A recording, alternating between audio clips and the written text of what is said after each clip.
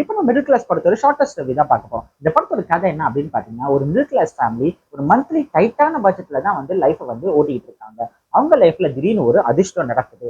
அந்த அதிர்ஷ்டத்தை அவங்க பயன்படுத்திக்கிறாங்களா இல்லையா அப்படிங்கிறது தான் நீதி கதையே. இந்த படத்தோட ஹீரோ முனிஷ்காந்த் ஒரு நல்ல ஆக்டிங் பர்ஃபார்மன்ஸ் தான் கொடுத்திருக்காரு. பட் அவர் இதோட சூப்பராக பெர்ஃபார்ம் பண்ணக்கூடியவர் தான். பட் இந்த கதைக்கு என்ன எக்ஸாக்டா தேவையோ, ஒரு மிடில் கிளாஸ் ஹஸ்பண்ட் நான் ஒரு மிடில் கிளாஸ் அப்பாவும் எப்படி பெர்ஃபார்ம் பண்ணணும் அது மாதிரி கரெக்டா பெர்ஃபார்ம் பண்ணிருக்காரு. விஜயலட்சுமி இந்த படத்துல ஒரு டாப் கிளாஸ் பெர்ஃபார்மன்ஸ் கொடுத்துருக்காங்க அப்படின்னு சொல்லுவாங்க. அதாவது எப்படின்னு பாத்தீங்கன்னா, அவங்க அந்த படத்தோட ஹீரோயின். பட் இருந்தாலும் ஒரு சில சீன்ஸ்ல இந்த படத்தோட வில்லியே அவங்க தான் அப்படின்னு சொல்லிட்டு அவங்க வந்து போர்ட்ரே பண்ணியிருப்பாங்க. எப்படின்னா அவங்களோட கேரக்டர் வந்து ஒரு சில இடத்துல கொஞ்சம் இரிட்டேட்டிங்கா இருக்கிற மாதிரியும் இருக்கும். பட் இருந்தாலும் போக போக டேரக்டர் அவங்க கேரக்டரை வந்து என்ன அவங்க எக்ஸாக்ட் கேரக்டர் ஜஸ்டிஃபை பண்ணியிருக்காரு. இன்னும் பாத்தீங்கன்னா படத்துல காளி வெங்கட், ராதா ரவி சார், கோடங்கி மற்றும் குரேஷி மற்றும் பலர் இந்த படத்துல நடிச்சிருக்காங்க. அவங்களுக்கு கொடுத்த அந்த சின்ன கேரக்டரை ஓகேவா பண்ணியிருக்காங்க.